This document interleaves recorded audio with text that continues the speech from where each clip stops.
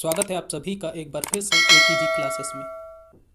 इस वीडियो में हम लोग जानेंगे जो जूनियर एडेड एग्जाम का हम लोग साइंस सब्जेक्ट का क्वेश्चन पढ़ रहे थे, उसी के अंतर्गत आज का जो हमारा चैप्टर है वह है दैनिक जीवन में विज्ञान,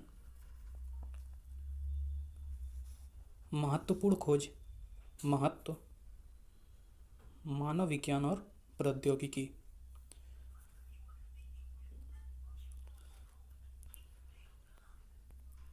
तो पहला पॉइंट है वैज्ञानिक विधि के चरण, यानी कि वैज्ञानिक लोग जब कोई आविष्कार करते हैं तो उसके पीछे पीछे कौन से नियम और कौन से किन चरणों का वो लोग पालन करते हैं। तो पहला है जिज्ञासा या प्रश्न करना, दूसरा परिकल्पना, तीसरा है परीक्षण, चौथा निरीक्षण विश्लेषण या फिर वर्गीकरण, पांचवा अभिलेखन, छठा है पुनर्विचार, सातवां निष्कर्ष और आठवां है नए प्रयोग।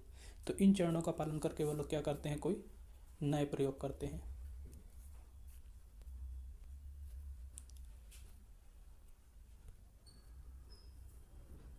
अगला है परंपरागत स्रोत, यानी कि इसका मतलब क्या होता है। परंपरागत स्रोत का मतलब होता है पुराने स्रोत।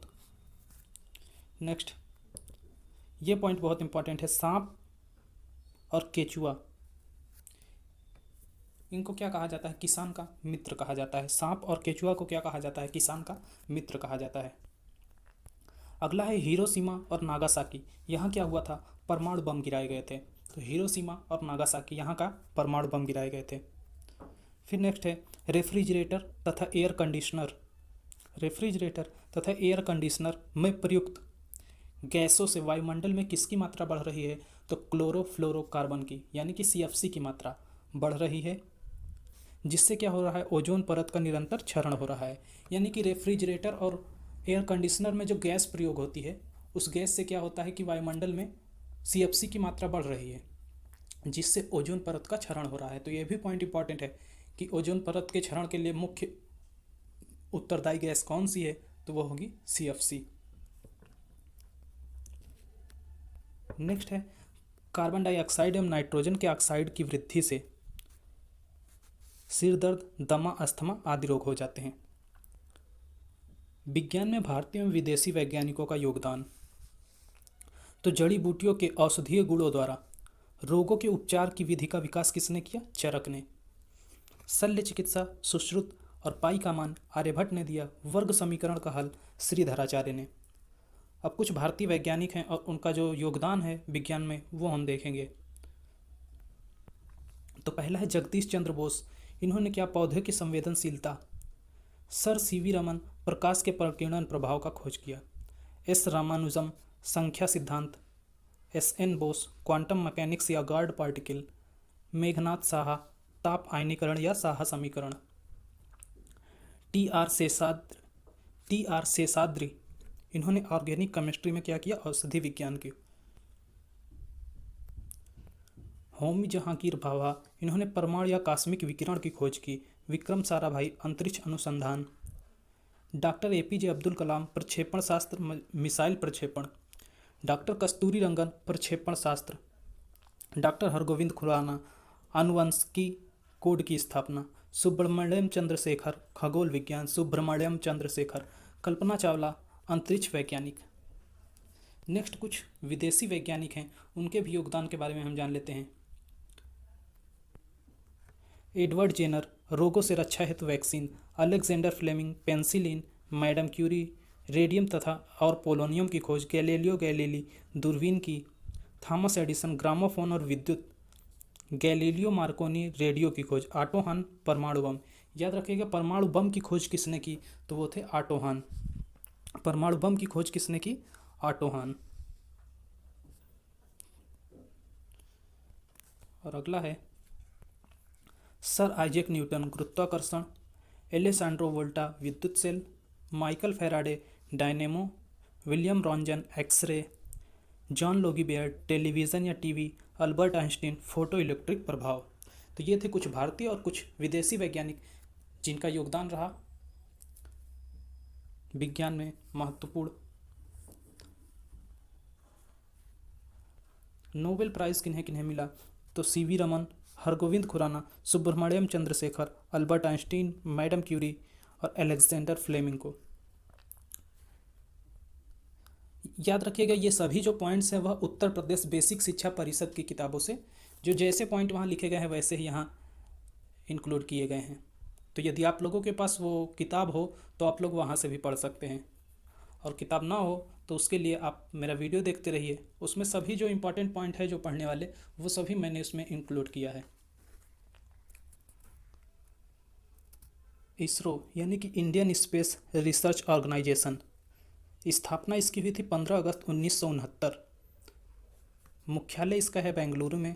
यहाँ क्या होता है, कृत्रिम उपग्रहों को डिजाइन करके निर्माण किया जाता है। कृत्रिम उपग्रह भी क्या करते हैं, पृथ्वी की परिक्रमा करते हैं। अब आता है मानव विज्ञान और प्रौद्योगिकी। तो प्रौद्योगिकी क्या है, विज्ञान के नियमों एवं सिद्धांतों के अनुप्रयोग से मानव हित में संसाधनों का निर्माण ही क्या कहलाता है, प्रौद्योगिकी कहलाता है। अब है मस्तिष्क की जांच किसके द्वारा, स्कैनर द्वारा की जाती है। शरीर के अंदर भागों की जांच के लिए कौन सी मशीन, इंडोस्कोप मशीन का प्रयोग किया जाता है। फैक्स क्या है, छपा संदेश। स्टील का उत्पादन कहाँ कहाँ होता है, जमशेदपुर, राउरकेला, भिलाई और दुर्गापुर। ये गलत है। तो स्टील का उत्पादन जमशेदपुर, राउरकेला, भिलाई और कहाँ, दुर्गापुर में होता है। हाइड्रोलिक पावर स्टेशन ये कहाँ स्थित है, तो रिहंद में। यहाँ क्या होता है, जल शक्ति से विद्युत बनाया जाता है।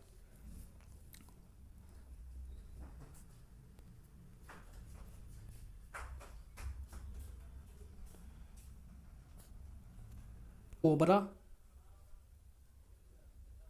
अनपरा, पनकी और ऊंचाहार, इन स्थानों पर क्या होता है, कोयले से विद्युत बनाने के लिए national thermal power corporation NTPC के पावर स्टेशन स्थापित किए गए हैं। कहाँ कहाँ, ओबरा, अनपरा, पनकी और ऊंचाहार। नेक्स्ट, नाभिकीय ऊर्जा से विद्युत बनाने के लिए ट्राम्बे, नरोरा, राणा सागर और कलपक्कम में क्या है, एटॉमिक पावर स्टेशन कार्य कर रहे हैं। तो एटॉमिक पावर स्टेशन कहाँ कहाँ हैं, तो ट्राम्बे, नरोरा, राणा सागर और कलपक्कम में। ढेकुली एवं रहट, यहाँ ट रहेगा, तो ढेकुली एवं रहट का प्रयोग सिंचाई के लिए किया जाता है। नेक्स्ट है हरित क्रांति, आधुनिक कृषि उपकरण, उन्नतशील बीजों, उर्वरकों की पर्याप्त सिंचाई के साधनों द्वारा कृषि उपज में असातीत वृद्धि को क्या कहते हैं, हरित क्रांति कहते हैं। तो हरित क्रांति किसे कहते हैं पूछा जाए तो आधुनिक कृषि उपकरण, उन्नतशील बीजों, उर्वरकों और पर्याप्त सिंचाई के साधनों द्वारा कृषि उपज में जो वृद्धि हुई है उसे ही क्या कहते हैं, हरित क्रांति कहते हैं। अब कृषि के क्षेत्र में विभिन्न क्रांतियां जो हैं उनसे, हरित क्रांति किससे संबंधित है, फसल उत्पादन से। श्वेत क्रांति दूध उत्पादन से। पीली क्रांति तिलहन उत्पादन से। भूरी क्रांति उर्वरक उत्पादन से। और नीली क्रांति जो है मत्स्य उत्पादन से संबंधित है। हरित क्रांति फसल उत्पादन, श्वेत क्रांति दूध का उत्पादन और पीली क्रांति तिलहन उत्पादन से। भूरी क्रांति जो है उर्वरक उत्पादन से और नीली क्रांति मत्स्य उत्पादन से। डॉक्टर वर्गीज कुरियन श्वेत क्रांति के जनक कहे जाते हैं। यानी कि श्वेत क्रांति के जनक यदि पूछे तो कौन होंगे, डॉक्टर वर्गीज कुरियन।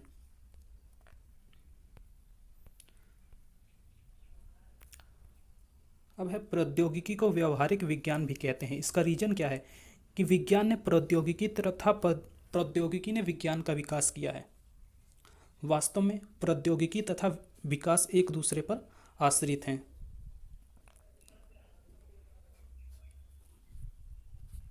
प्रौद्योगिकी का विकास विज्ञान के नियम तथा सिद्धांतों को दैनिक जीवन में उपयोग से होता है।